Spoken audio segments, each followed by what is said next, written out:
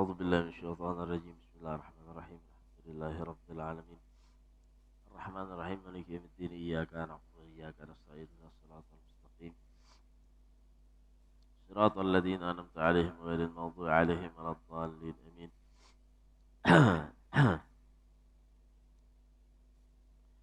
بسم الله الرحمن الرحيم. الحمد لله رب العالمين. الصلاة والسلام على سيدنا محمد وعلى آله وصحبه أجمعين. اللهم صل وسلم على سيدنا محمد صلاة تنجينا بها من جميع الأهوال والآفات وتقضي لنا بها جميع الحاجات وتطهرنا من جميع السيئات وترفعنا بها عندك على الدرجات وتبلغنا بها أقصى الغايات من جميع الخيرات في الحياة وبعد الممات. Alhamdulillah, kita manjatkan puji syukur hadirat Allah Subhanahu wa taala yang pada kesempatan kali ini kembali dapat kita berhadir di Masjid Al-Munir dalam keadaan sehat walafiat. Mudah-mudahan Allah selalu memberikan kesehatan kepada kita. Mudah-mudahan Allah memberikan ilmu yang bermanfaat kepada kita fid din wa dunya wal akhirah. Amin Allahumma amin. Allahumma amin ya rabbal alamin. Dan dalam kajian kita kitab Risalah Mu'awanah sudah selesai daripada pembahasan daripada kitabus shaum atau amal ketika ada di bulan Ramadan, ya, khususnya dengan berpuasa di bulan Ramadan. Kemarin untuk memperbanyak amal kebaikan ada di bulan Ramadan. Begitu juga dengan memperbanyak sholat tarawih, khususnya memperbanyak amal itu di 10 akhir daripada bulan Ramadan nantinya. Begitu juga dengan kita memperbaiki muraqabah, memperbaiki sangkaan dan dengan ibadah kepada Allah Subhanahu wa taala untuk mencari malam Lailatul Qadar. Ya. Malam Lailatul Qadar.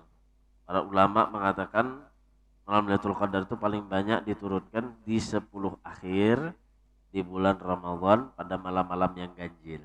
Nah, itu ulama mengatakan. Tapi sebagian ulama juga, kata Habib Al-Haddad, mengatakan bahwasanya Lailatul Qadar itu malamnya Allah berikan kepada orang yang istiqomah. Mulai awal Ramadan dia beribadah, tidak kurang sedikit pun ibadahnya mulai awal, terus nyambung. Nah, di sana nanti dia akan diberikan Lailatul Qadar. Nah, begitu juga dengan kesunahan-kesunahan yang ada ketika kita berpuasa kemarin. Di antaranya mendahulukan untuk berbuka dan mengakhirkan sahur. Jadi diakhir-akhirkan sahur. Kalau berbuka dicepati untuk bukanya. Begitu juga dengan membukakan orang yang berpuasa. Ya, pahalanya sangat besar, sama seperti orang yang berpuasa sempurna. Dia membukakan orang yang berpuasa, dia dapat pahala juga seperti yang orang puasa sempurna. Nah, kemudian mengurangi daripada makan. Setelah dia berbuka, maka dia harus mengurangi dari makannya. Jangan memperbanyak makan, karena itu hikmah daripada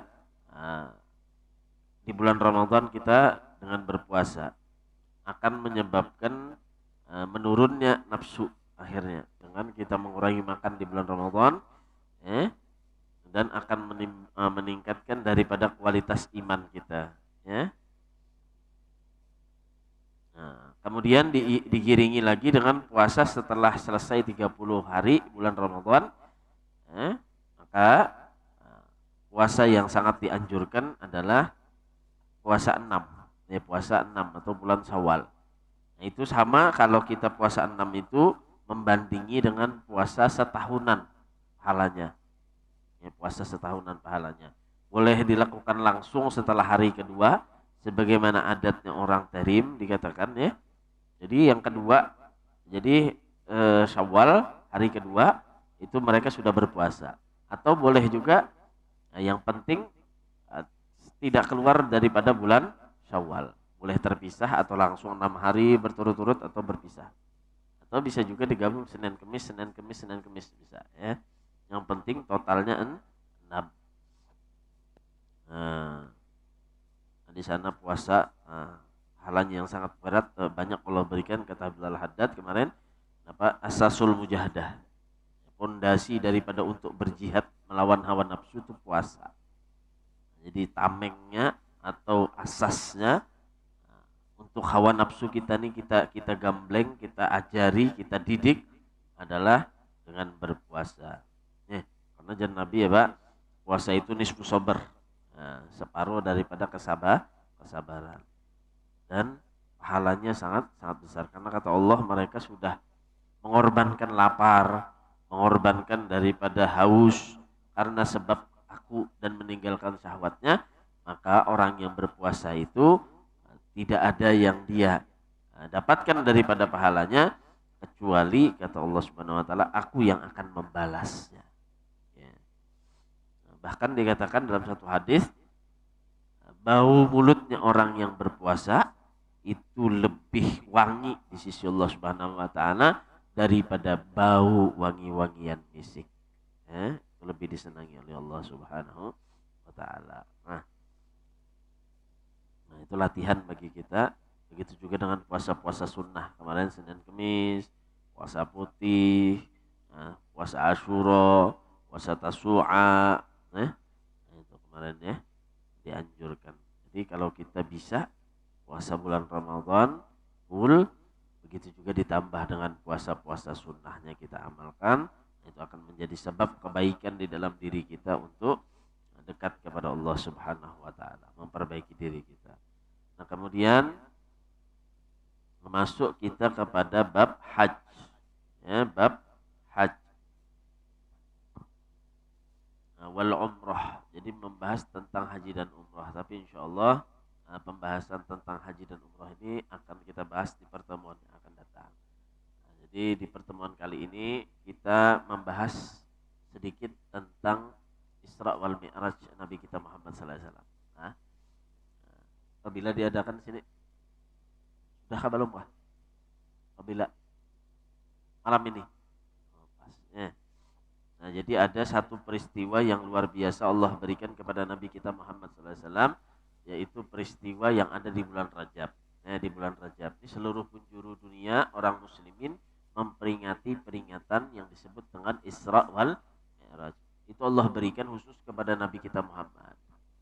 Nah, siapapun makhluk Allah yang sebelum Nabi kita Muhammad belum pernah diberikan Isra wal Mi'raj, dan setelah Nabi Muhammad siapapun makhluknya juga tidak akan Allah berikan. Khusus peringatan Isra wal Mi'raj itu Allah berikan kepada Nabi kita Muhammad sallallahu alaihi wasallam. Nah, cuma yang perlu kita lihat ketika Rasulullah dapat undangan Isra wal Mi'raj dari Allah Subhanahu wa taala, nah itu begitu berat Allah Subhanahu wa taala menguji kepada Nabi kita Muhammad. Nah, ini yang menjadikan pelajaran bagi kita lah. Ketika Allah itu ingin menghendaki hambanya menjadi orang yang dekat kepada dia, maka Allah akan mengujinya. Semakin besar ujian dari Allah, semakin dekat dirinya kepada Allah kalau dia bisa melewatinya dengan sabar dan penuh rasa syukur kepada Allah Subhanahu wa taala. Itu pelajaran yang kita ambil. Rasulullah itu ketika dalam perut itu ditinggal oleh ayahnya. Umur kurang lebih 8 bulan dalam kandungan, ditinggal ayahnya meninggal. Lahir dalam keadaan yatim. Kurang lebih 6 tahun usianya meninggal ibunya Sayyidah Aminah. Jadi 6 tahun sudah yatim piatu. Bayangkan yatim piatu zaman Nabi. Kalau zaman sekarang banyak panti asuhan. Zaman Nabi itu kalau yatim piatu bagaimana nasibnya? Tapi Nabi Muhammad SAW hidup di lingkungan pemimpin daripada orang-orang Quraisy. Nah, di sana Rasul SAW dididik, dijaga, diajari oleh kakeknya yang namanya Abdul Muthalib. 2 tahun setelah itu meninggal kakeknya yang namanya Abdul Muthalib. Kemudian yang menjaga Rasul menurut wasiat daripada kakeknya Abdul Muthalib, yaitu pamannya yang bernama Abu Thalib. Diasuh oleh Abu Thalib sampai dewasa Rasul SAW, dijaga dari gangguan kafir Quraisy. Bahkan mereka menghina, mencaci Rasul SAW sampai mereka menginginkan untuk membunuh kepada Rasul SAW. Nah, yang menjaga daripada Rasul SAW adalah pamannya yang bernama Abu Thalib. Kenapa? Karena Abu Thalib ini termasuk daripada pemuka kaum Quraisy. Nah, jadi kaum Quraisy itu adalah kaum yang dihormati oleh bangsa Arab pada saat itu, termasuk daripada penjaganya Ka'bah, kaum Quraisy. Rasul sallallahu alaihi wasallam dilahirkan dari kaum Quraisy itu. Nah begitu juga ketika sudah dewasa Rasul sallallahu alaihi wasallam, maka dikawinkanlah Rasulullah sallallahu alaihi wasallam dengan Sayyidah Khadijah. Sayyidah Khadijah allati bazalat amwaluha li Rasulillah. Ini perempuan yang luar biasa. Bahkan hartanya dia saudagar kaya, dia serahkan semuanya untuk membantu dakwah Rasul sallallahu alaihi wasallam. Jadi apa aja yang diperlukan Rasul, maka Sayyidah Khadijah membantu.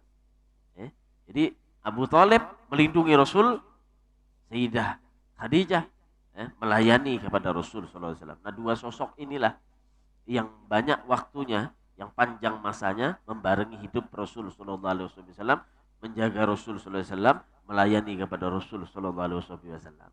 Nah, saat itu di tahun itu, di tahun terjadinya peringatan Isra wal Mi'raj itu adalah ketika paman Nabi yang namanya Abu Thalib meninggal dunia.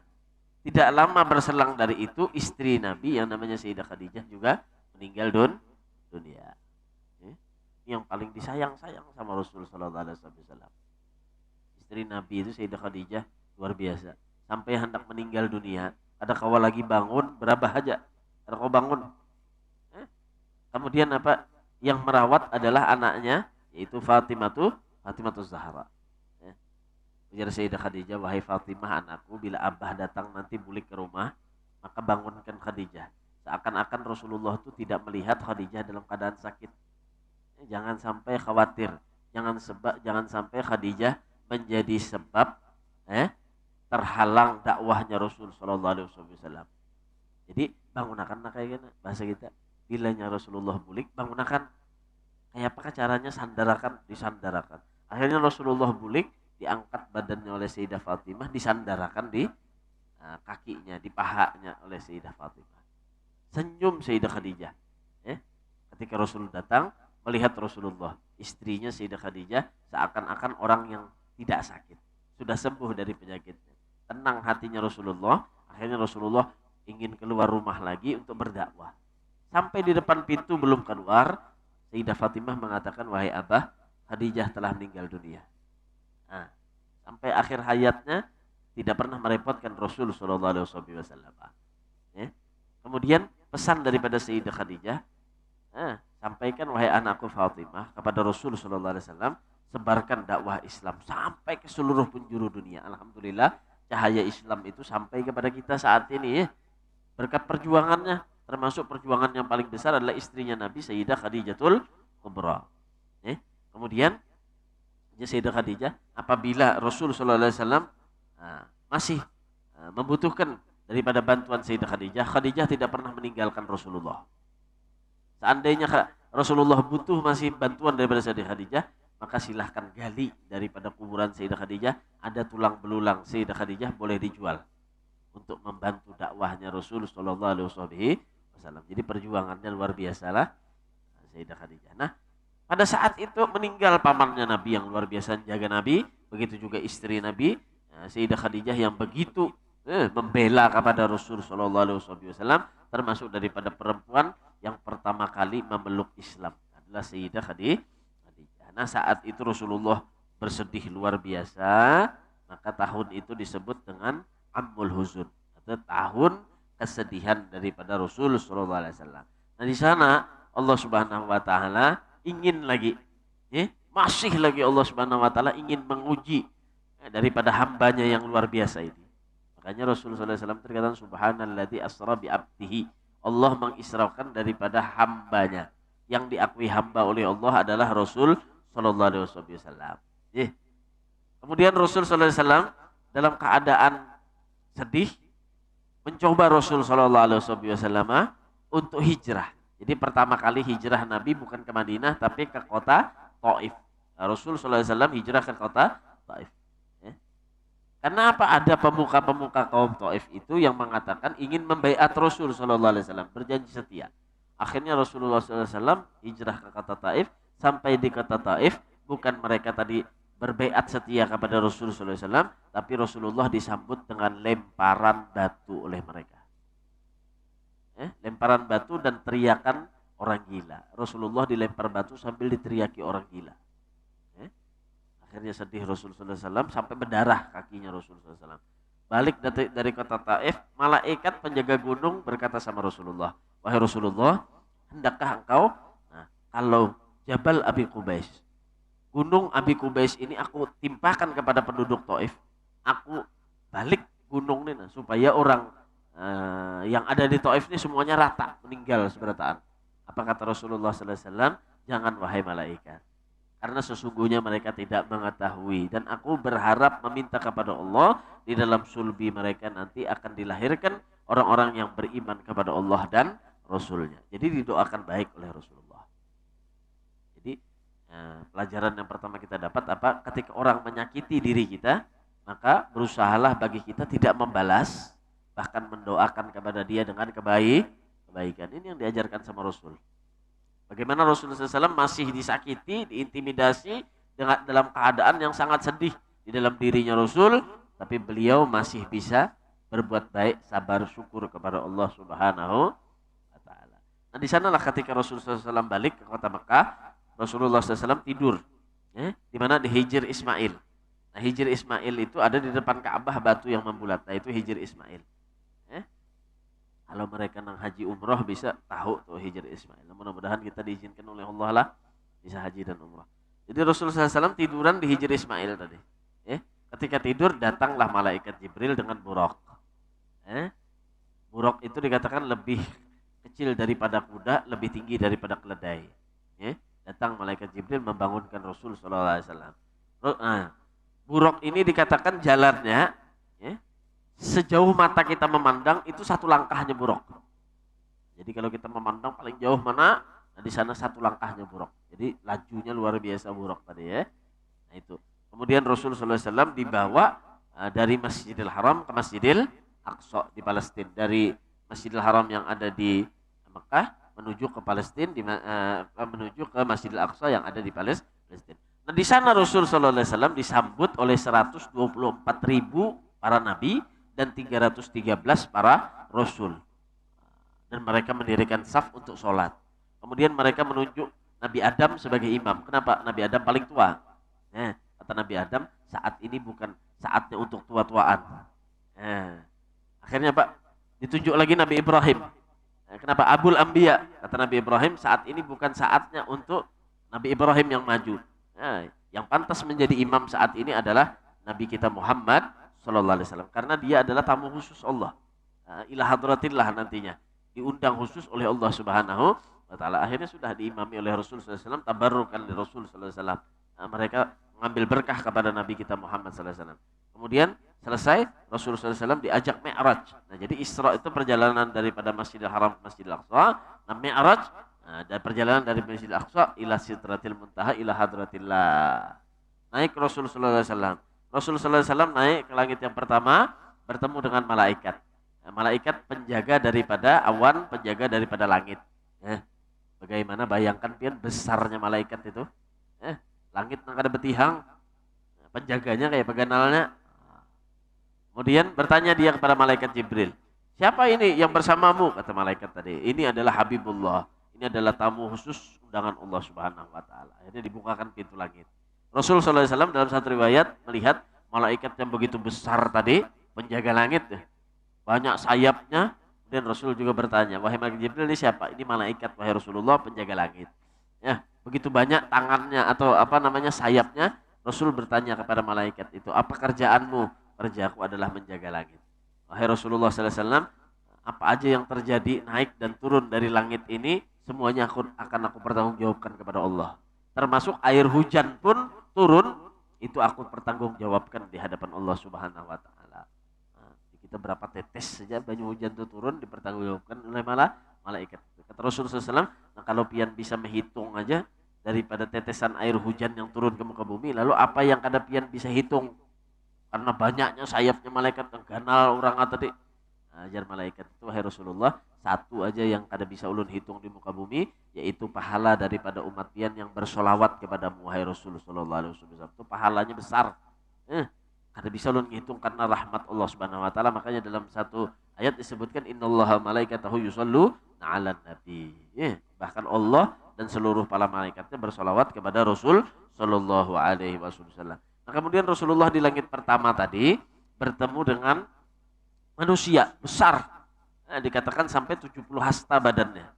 70 hasta itu ya kayak pohon nyur aja kita kenalnya ya. Nah, bertanya Rasulullah sama malaikat Jibril, siapa itu malaikat Jibril? Wa Adam, itu Nabi Adam. Kemudian Rasulullah SAW melihat di sebelah kanan Rasulullah orang-orang yang lagi pada kumpul, mereka senyum, tertawa, riang, gembira. Ditanya sama Rasulullah SAW, siapa yang di sebelah kananku wahai Jibril? Di sebelah kananmu itu adalah zuriat Nabi Adam. Atau apa? Manusia, dan mereka nantinya akan menjadi penduduk surga. Amin Allahumma amin. Yang sebelah kirinya Rasulullah SAW adalah mereka kumpul banyak. Mereka sedang bersedih, menangis, ya bersedih. Kemudian Rasul tanya, nah kalau yang sebelah kiri siapa malaikat Jibril? Sama, itu zuriat Nabi Adam juga, bubuhan manusia juga. Nah, mereka nantinya akan menjadi penduduk neraka. Na'udzubillah subhanahu na'udzubillah min dzalik. Nah, kemudian Rasul sallallahu alaihi wasallam naik ke langit yang kedua. Rasul sallallahu alaihi wasallam naik ke langit yang kedua. Nah, di sana Rasul sallallahu alaihi wasallam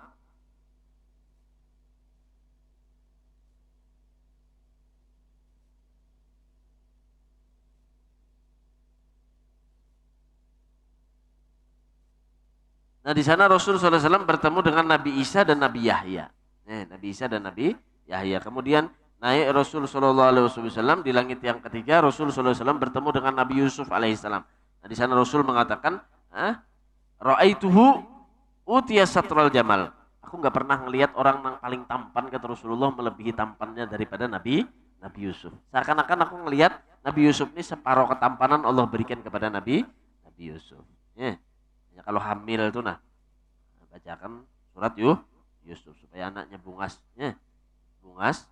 hitam hirang, biar aja hitam, cuma hitam manis. Ya, ada hitam pulang, mana hitam parangutan pulang. Nah, ini baca surat Yusuf. Jadi Rasulullah kada pernah melihat nang bungas benar melebihi Nabi Yusuf. Ya, ambil berkahnya. Kemudian di langit yang keempat dan kelima Rasul bertemu dengan Nabi Harun. Bertemu dengan Nabi Harun. Kemudian di langit yang keenam Rasul sallallahu alaihi wasallam bertemu dengan Nabi Musa alaihissalam. Nah, kemudian di langit yang ketujuh Rasul sallallahu alaihi wasallam melihat Baitul Ma'mur. Baitul Ma'mur itu tempat tawafnya para malaikat. Dibentangkan tali dari Baitul Ma'mur sampai ke dunia, maka sejajar posisinya dengan Ka'bah. Ka'bah itu posisi daripada manusia tawaf, Baitul Ma'mur posisi daripada malaikat tawaf. Rasul sallallahu alaihi wasallam melihat di Baitul Ma'mur para malaikat seluruhnya tawaf. Dan di langit ketujuh Rasul sallallahu alaihi wasallam bertemu dengan orang yang paling mirip dengan Rasul sallallahu alaihi wasallam, yaitu Nabi Ibrahim alaihi salam. Nah, sampai Rasulullah naik lagi ke Sidratil Muntaha. Nah, di sana batasan daripada seluruh makhluk Allah Subhanahu wa taala yang kada bisa dicapai. Kecuali Rasul sallallahu alaihi wasallam, malaikat Jibril, Buraq semuanya minta izin sama Rasul. Karena tidak diberikan izin oleh Allah Ta'ala naik lagi, maka Rasulullah SAW naik sendiri ila hadratillah. Sudah. Kemudian Rasulullah SAW di sana berjumpa dengan Allah, mengucap salam. Allah Subhanahu Wa Ta'ala dibalas salam oleh Rasulullah SAW. Nah, kemudian Rasul mengiringkan salamnya juga kepada hamba-hambanya yang soleh. Kemudian Rasul mendapatkan perintah sholat 5 waktu. Pertama 50. Pertama 50, bertemu Nabi Musa, suruh balik sampai 9 kali, totalnya jadi 5 waktu. Nah, sholat 5 waktu itu oleh-oleh yang dibawa oleh Rasulullah SAW.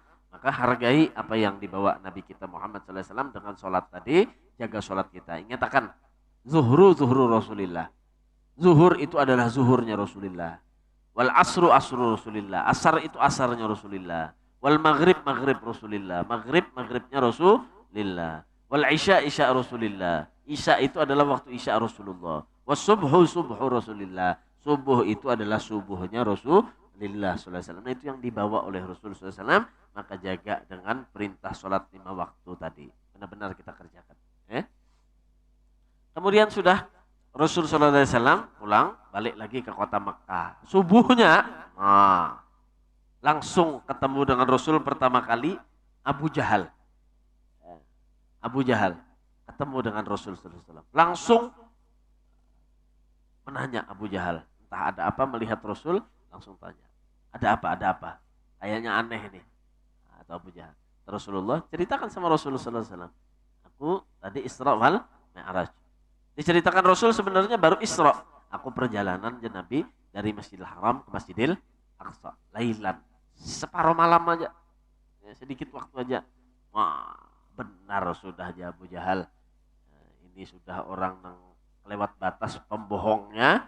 Ini sudah bahasanya kita majnun. Ini orang sudah gila. Diumumkan. Diumumkan oleh Abu Jahal. Himong benar sudah nih. Kenapa? Ujar Abu Jahal, kami ini perjalanan dari Mekah ke Masjidil Aqsa ke Palestina itu. Kalau nunggang onta itu sebulan baru sampai. Nah, ikan pada separuh malam. Ya. Ini Abu Jahal lah. Jadi ujiannya sebenarnya ini. Ya. Kadang ada juga kita sebagian orang-orang yang berpikirnya itu terlalu apa aja kita akal-akalan. Ya, mainnya akal-akalan, liberal. Harus masuk akal. Maka berpikir, mungkinlah jar Nabi itu Isra wal Mi'raj yuk. Separuh malam naik sampai ke langit. Bertemu lawan Allah, melihat surga neraka. Nah.